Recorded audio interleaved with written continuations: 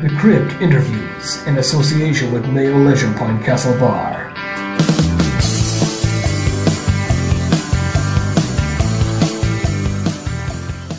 You're listening to The Crypt, and I'm delighted to be joined on the show this week by Tammy Lauren, who played Alex Amberson in one of my all-time favourite horrors, Wes Cravens Wishmaster. So thanks so much for joining me on the show today. Oh, well, thank you so much for having me. So firstly, Tammy, you got your big break as a kid on the Gary Marshall show, Who's Watching the Kids? So, right. For those who don't know Gary, he was the creator of legendary shows such as Happy Days, Mork and Mindy. Sadly passed away this year. Could you talk about how that role came about for you and the shows you worked on with Gary? Well, I would say that, my parents had put me into theater, little regional theater. And from there, I got an agent. And that just happened to be one of my first television auditions. I'd been doing commercials, things like that. And when I went in, Gary used to have this casting director. He always worked with Bobby Hoffman. Bobby's not here any longer, but at the time, he was sort of iconic in his own right. Well, Bobby liked me. And I have a feeling that's what led to Gary hiring me. And from there, it was at that time, Gary had all the big shows like Happy Days, Laverne and Shirley, all of them. So getting into one of his shows was sort of like being inducted into a family. Yeah. And it just had that feel to it. As a kid, it was crazy cool because the Fonz was everything, Chachi, yeah. Scott did the show. I mean, it was great. And it was great because, at such a young age, you got to work with so many legends as well. At the time, they don't seem like legends. But I'll tell you, one of the more interesting things was Robin Williams on my very first show, the one you just mentioned, was actually the warm-up comic. Live, when they used to do, I guess they still do, when they tape comedy shows, they would have a comic in the audience. So between cuts, they could keep their spirits up, keep them laughing. Well, that's what Robin did for our show. Oh, wow. And later, yeah, I know, it's crazy, right? And and that's how I ended up doing Mork and Mindy. It was Robin that actually asked for me to do that, not Gary.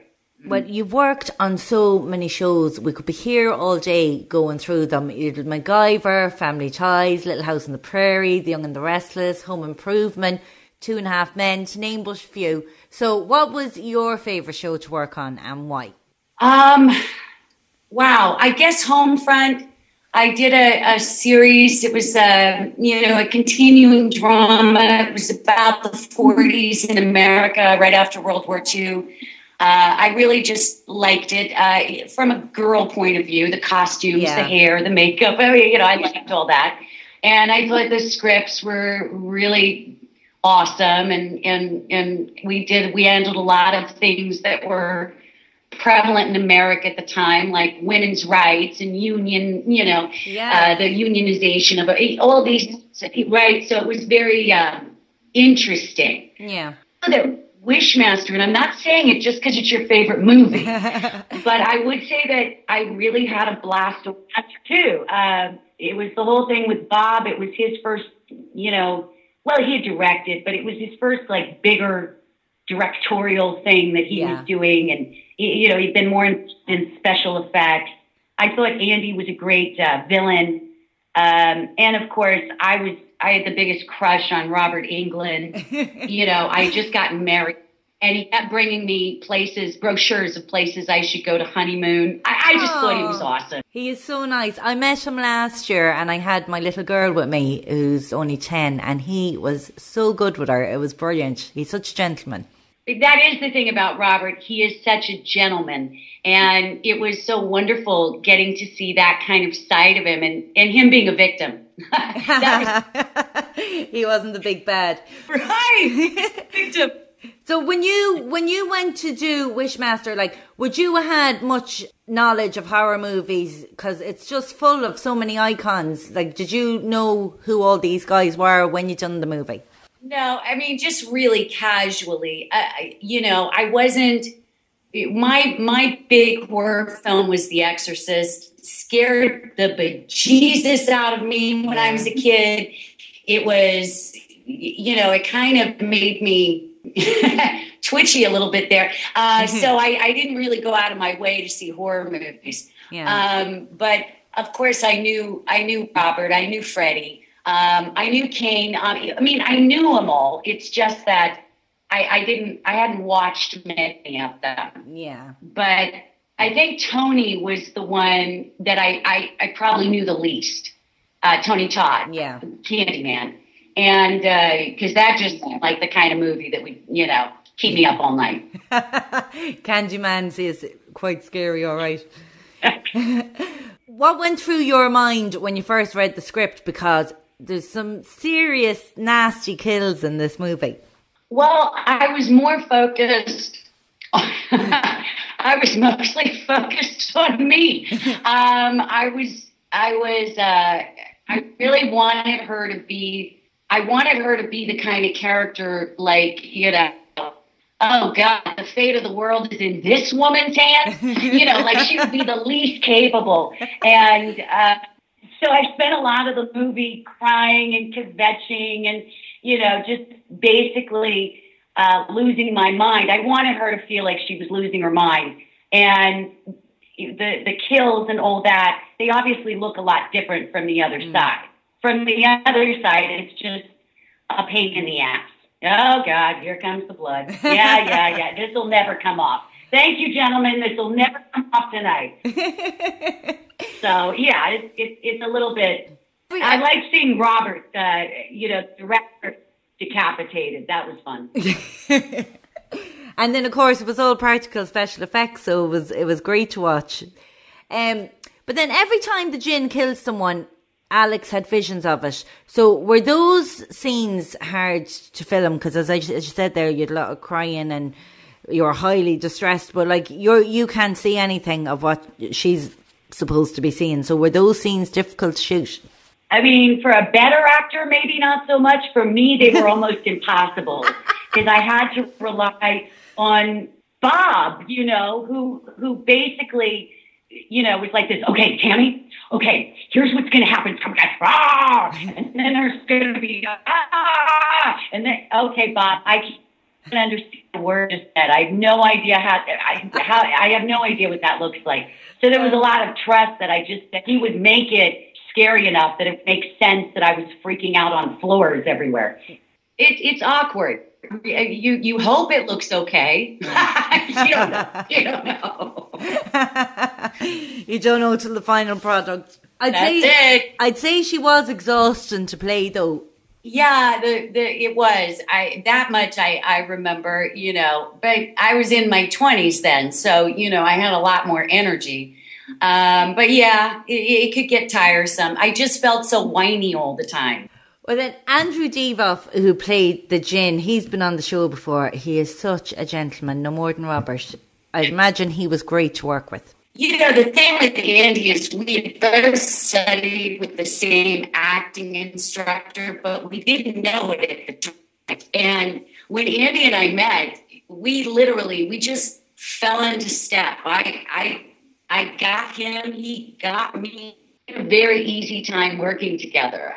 We have a similar sense of humor. Andrew's got a very dry sense of humor, and he's really funny. Yeah. One of the fans asked me if he was nice. I said, yeah, he's down to earth. He's very personable. But I'm not sure if the word nice really sums up Andy. I tend to think of Andy as a bit more compelling than just a nice guy. Yeah. I would never call him just a nice guy. Wishmaster went on for parts 2, 3 and 4. And I'm sure, as you know, most of the fans only like it up as far as 2. After that, it was a disaster. Did you watch any of those Wishmasters? Yeah, not after 2 because Andy wasn't in it. Yeah. I mean, it was Andy. It's like you can't take the person that actually created that villain, or played such an integral part in it. Just take them out and act like makeup is going to carry the day. Makeup was the least of which made Andrew a great villain. He was fantastic. It's like putting somebody else as Freddy. It just doesn't work. Yeah, exactly. It just wouldn't make sense. I guess you could, but I don't see it. Not for me personally. No.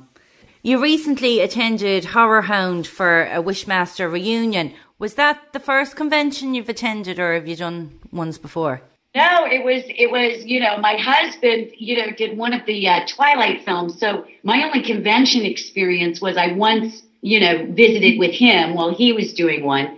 I had never done anything but Wishmaster's getting ready to come out on Blu-ray, and it's the 20th anniversary coming up. And, for me, it was just, I got to see Andy and Bob, and I got to see Ted and Tony. I got to see a bunch of people I hadn't seen in 20 years in some cases. And that part was awesome. Yeah. The convention itself was just sensory overload because, wow, the costumes, literally what all the people that were there, the parties, it's sort of its own culture. Mm-hmm.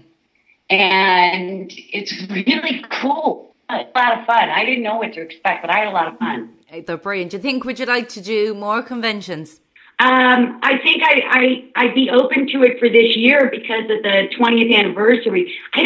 I never really thought it made much sense for me to be involved too much. I really thought it was more about Andy, and Bob, but I didn't really think that necessary that I be there or I was a very small part of the success of that film. I think for fans, though, when they love a movie, they love meeting all the characters, not just the lead. Because most conventions you go to now, you'd have all the girls and lads that were in all the different Nightmare on Elm Street movies, and everybody is so excited to meet any of them. Do you know? Because when you really love a film, you love to meet all the stars of that film. So don't put yourself down. You're just as big as the rest of them.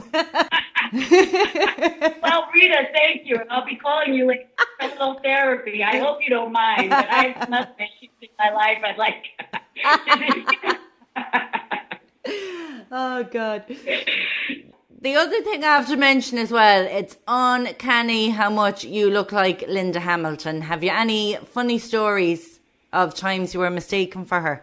Well, the funniest story I have is I went to this premiere one time. It wasn't a film I was in, but it was a film Arnold Schwarzenegger was in. So Linda Hamilton showed up. She wasn't in it. She was there to support. Yeah. And her and I came smack face to face near the ladies' room, as you do. And she said, "Hey, you look like me."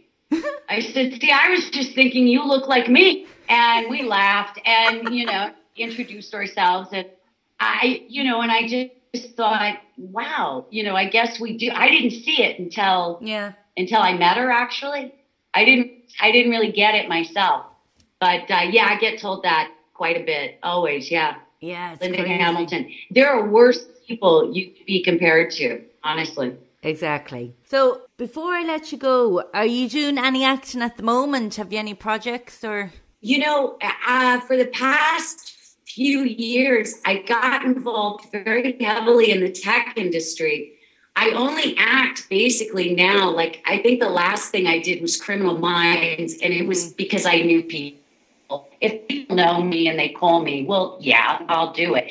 But it's not like I've been putting myself out there, only because I got so much into tech. It gave my inner nerd somewhere to come out and play. And acting doesn't always really provide that. So, it was just that. That comes second for you now, kind of thing. I think so, yeah. But it's not that, I still love actors and I still love doing it. It's just, it got a little lower on the priority list, probably after Young and the Restless. I was pretty worn out at that point, but it'd been a long time in the industry. Yeah. And yeah, because you were constantly working in TV and TV movies and everything all through those years. So you deserved a rest. Yeah. Well, Tammy, can people follow you on social media? You know, I'm on Facebook. I know if you put Tammy Lauren in there, you can find me on Facebook. I haven't done Twitter yet, or any of the Instagram. To me, I would have. My niece does that. She's always taking pictures. I don't know. I wouldn't. I'm not involved enough in that. Hey, here's my food, or here's me here, or here's me there. I always assume people would be very bored. So I don't do things like that, but I'll do Facebook. Usually it's really stupid memes that I find that I think are funny for some reason. I'll put those out. Well, listen, Tammy, it's been a pleasure speaking to you, and thank you so much for taking the time to come on the show today. Oh, thank you, Rita. I had a great time as well. I'm happy that we got to do this. The Crypt interviews in association with Mayo Leisure Point Castle Bar.